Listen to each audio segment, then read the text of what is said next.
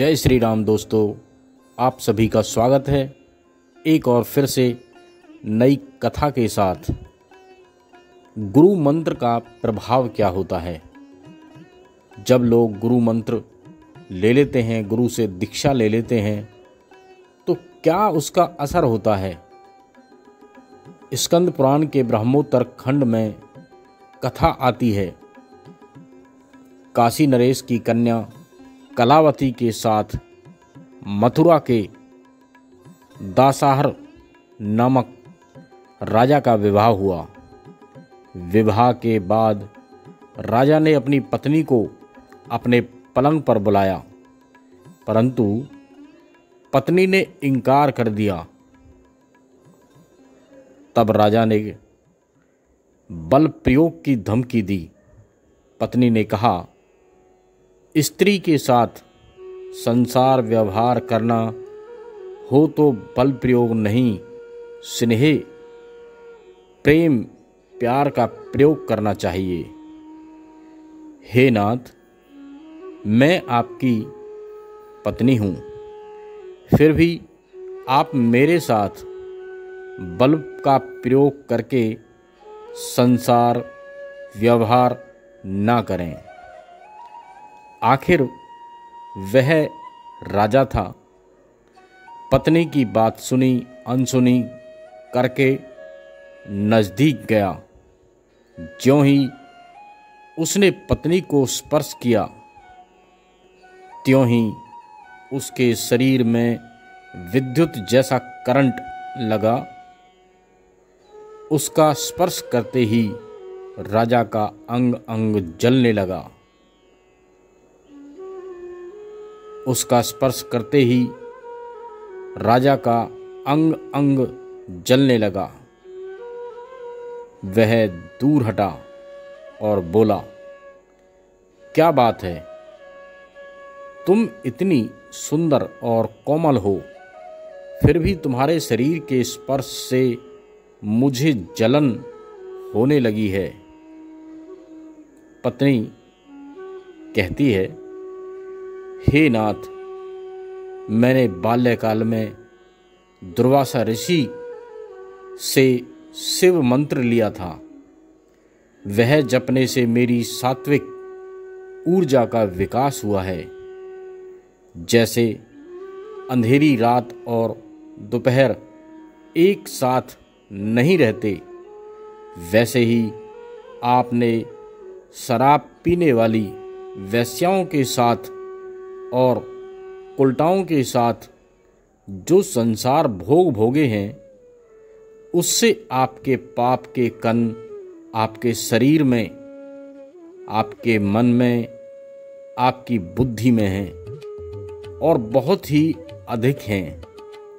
और मैंने जो जप किया है, मैंने जो गुरु सुमिरन किया है, मैंने जो भगवान की भक्ति की है, उसके कारण मेरे शरीर में ओज, तेज, आध्यात्मिक कण अधिक हैं। इसीलिए मैं आपके नज़दीक नहीं आती थी, बल्कि आपसे दूरी बनाकर ही रहती थी और आपसे प्रार्थना भी करती थी। आप बुद्धिमान हैं, बलवान हैं, यशस्वी हैं, धर्म की बात भी आपने सुन रखी है, फिर भी आपने शराब पीने वाली वेश्याओं के साथ और उल्टाओं के साथ भोग भोगे हैं। राजा कहता है, तुम्हें इस सब का कैसे पता चला? रानी कहती है, हे नाथ, हृदय जब शुद्ध होता है तो यह ख्याल आ जाता है। राजा प्रभावित हुआ और रानी से बोला, तुम मुझे भी भगवान शिव का वह मंत्र दे दो।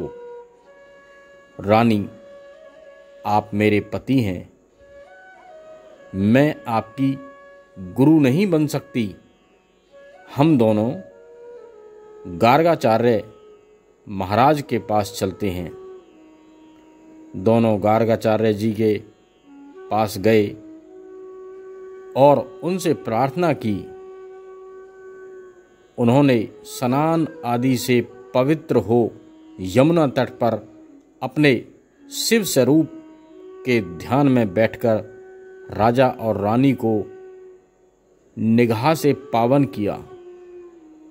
फिर शिव मंत्र देकर अपनी शांभवी दीक्षा से राजा पर शक्तिपात किया।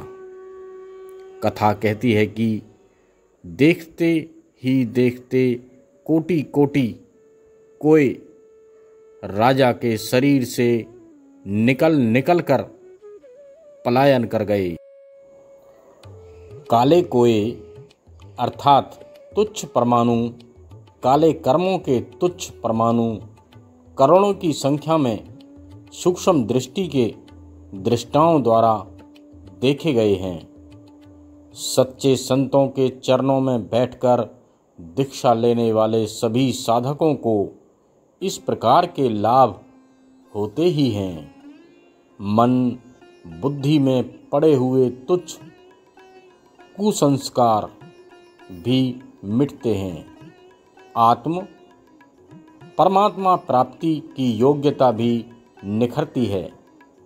व्यक्तिगत जीवन में सुख शांति, सामाजिक जीवन में सम्मान मिलता है तथा मन बुद्धि में सुहावने संस्कार भी पड़ते हैं और भी अनगणित लाभ होते हैं जो निगूरे मनमुख लोगों की कल्पना में भी नहीं आ सकते। मंत्र दीक्षा के प्रभाव से हमारे पांचों शरीरों के कुसंस्कार व काले कर्मों के परमाणु छिन्न होते जाते हैं।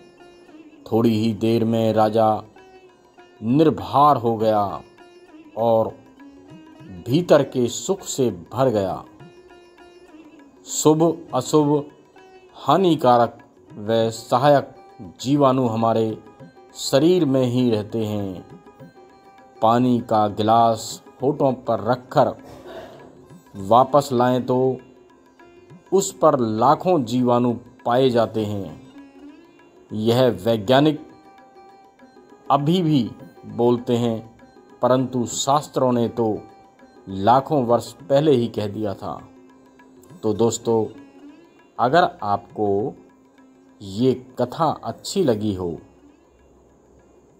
तो इसे लाइक करें, कमेंट्स करें, शेयर अधिक से अधिक करें। अगर आपने मेरे चैनल को अभी तक सब्सक्राइब नहीं किया हो तो सब्सक्राइब कर लें। और अब हम मिलते हैं एक और नई कथा के साथ। जब तक के लिए जय श्री राम।